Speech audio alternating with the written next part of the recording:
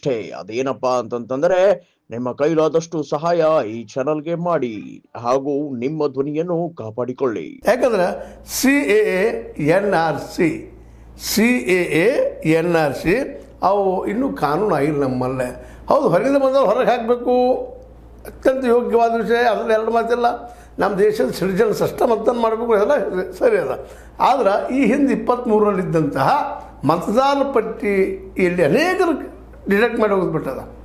ಅದು ಹೋಗ್ಬಿಟ್ಟು ಏನೋ ಇರಲಿಕ್ಕಿಲ್ಲ, ಸರ್ಕಾರ ಮಾಡಿದರೆ ಅದು ನಾವು ಅನ್ನೂ ಅದನ್ನು.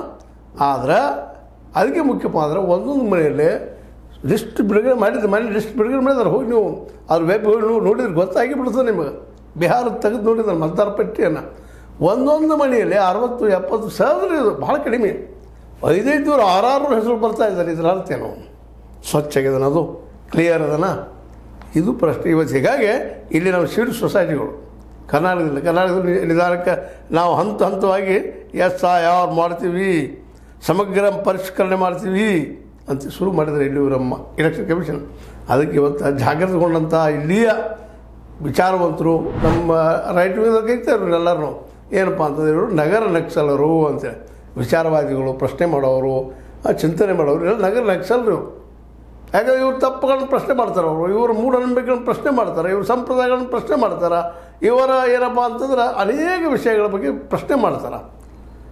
ಸ್ತ್ರೀ ಅಂದರೆ ಏನಪ್ಪ, ದೇವತೆ ಅಂತ ಹೇಳೋದು ಅಷ್ಟೇ, ಆದರೆ ಮನೆಯಾಗ ದುಡಿಯಾಗಿರುವಂಥ ಒಂದು ಗುಲಾಮಪ್ಪ ಅನ್ನುವಾಗ ಸಮಾನತೆ ಇಲ್ಲ ಇದರಲ್ಲೇ, ಜಾತಿ ಪದ್ಧತಿ ಮರ್ಯಾದೆ ಇದು ಪ್ರಶ್ನೆ ಮಾಡಿದ್ಕೊಳ್ಳ ಇವರು ಲೆಫ್ಟಿಸ್ಟ್ರಿ. ಇವರು ಏನಪ್ಪ ಅಂತಂದ್ರೆ ಹಿಂದುತ್ವದ ವಿರೋಧಿಗಳು, ಹಿಂಗೆ ಶುರು ಮಾಡಿಬಿಡೋದು. ಈ ಎಲ್ಲ ನಡೆಯಲ್ಲೇ ಇವತ್ತು ಏನಪ್ಪ ಅಂದ್ರೆ ಅನೇಕ ವೋಟರ್ಸನ್ನು ಡಿಲೀಟ್ ಮಾಡೋ ಪ್ರಯತ್ನ ನಡೀತಾ ಇದೆ. ಈಗ ಅಲ್ಲೇ 33 ಲಕ್ಷ ಆಗಿತ್ತು. ಎಷ್ಟು ಪರ್ಫೆಕ್ಟ್ ಇಲ್ಲ ಹೇಳ್ತಾರೆ, ಎಷ್ಟು ಆಗಿತ್ತು, ಕಟ್ ಮಾಡಿದ್ರು ಅಂತೇಳಿ.